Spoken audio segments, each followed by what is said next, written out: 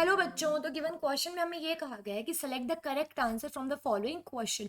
और क्वेश्चन में हमें ये कहा है कि the de Broglie wavelength of a tennis ball of mass 60 gram that is moving with the velocity of 10 metres per second is approximately. यानी कि हमें इधर क्वेश्चन में डी ब्रॉगली वेवलेंथ निकालनी है एक टेनिस बॉल के लिए, और उसका हमें मास भी गिवन है और उसकी वेलोसिटी भी गिवन है। सबसे पहले तो हम बात करते हैं इस क्वेश्चन में की कॉन्सेप्ट के बारे में, और इस क्वेश्चन में हमारा की कॉन्सेप्ट हो जाएगा डी ब्रोगली वेवलेंथ।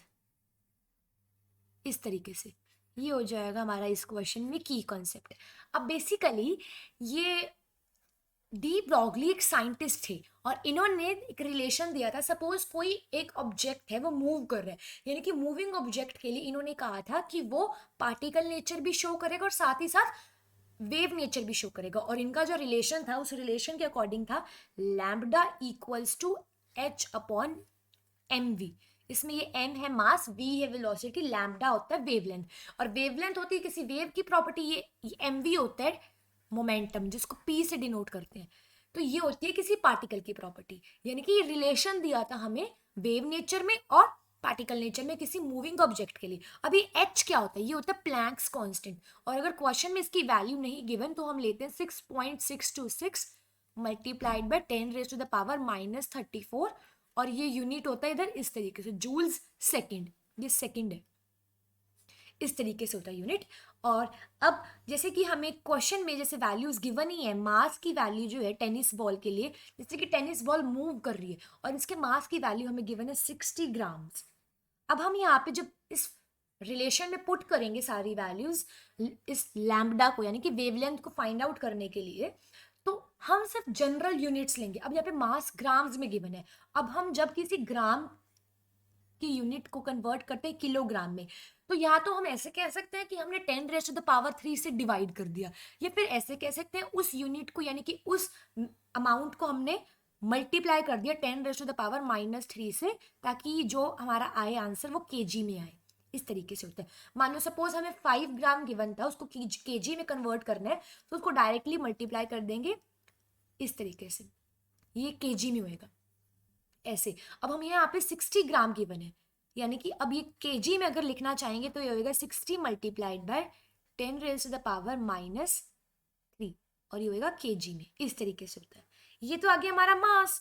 अब हमें वेलोसिटी, वेलोसिटी हमें गिवन है 10 मीटर पर सेकेंड, और प्लैंक्स कांस्टेंट की वैल्यू तो हमने देख ही ली। अब बस डायरेक्टली इस फॉर्मूला में हम पुट कर देंगे। तो जैसे कि लैम्बडा तो हमें निकालना ही है, और जो h था, प्लैंक्स कांस्टेंट था, वो था 6.626 multiplied by 10 raise to the power -34, और इसका यूनिट एक बार फिर से लिख देते हैं जो था जूल्स सेकेंड, इस तरीके से। और ये अपॉन मास तो हमने देखा है कि वो जाएगा 60 multiplied by 10 raise to the power -3, और साथ में वेलोसिटी जो गिवन है हमें क्वेश्चन में 10। फिर जब हम इसको कैलकुलेट करेंगे, यानी कि आफ्टर कैलकुलेशन हमें इधर आंसर मिलेगा wavelength equals to 1.1 multiplied by 10 raise to the power -33। ये -33 है, और ये यूनिट होएगा इधर मीटर्स, क्योंकि लैम्बडा यानी कि वेवलेंथ एक डिस्टेंस होता है, तो वो मीटर्स में हम कैलकुलेट करेंगे। अब क्वेश्चन में हमें गिवन है हमें वेवलेंथ निकालना है अप्रोक्सीमेट, और हम हर एक ऑप्शन देख सकते हैं कि हमें सिर्फ ऑर्डर्स के अकॉर्डिंग बताना है, यानी कि ये वैल्यू का नहीं देखना, सिर्फ ये ऑर्डर्स को देखना है हमें। तो हमने देखा है कि यहाँ पे जो ऑर्डर आ रहा है 1.1 का मल्टीप्लीकेशन हो रहा है इधर 10 रेज टू द पावर -33 से, और यूनिट तो पीछे है ही मीटर्स, इस तरीके से। तो हम जब ऑप्शंस मैच करेंगे तो हमारा करेक्ट ऑप्शन बनेगा ऑप्शन बी, क्योंकि यही ऑर्डर आ रहा है हमारा लैम्बडा का, यानी कि वेवलेंथ का। तो एक बार हम अपना फाइनल आंसर भी लिख लेते हैं, जो कि हो जाएगा ऑप्शन बी, जो कि है 10 raise to the power -33 metres. इस तरीके से ये है हमारा final answer. So now I hope you all understood this question. All the best.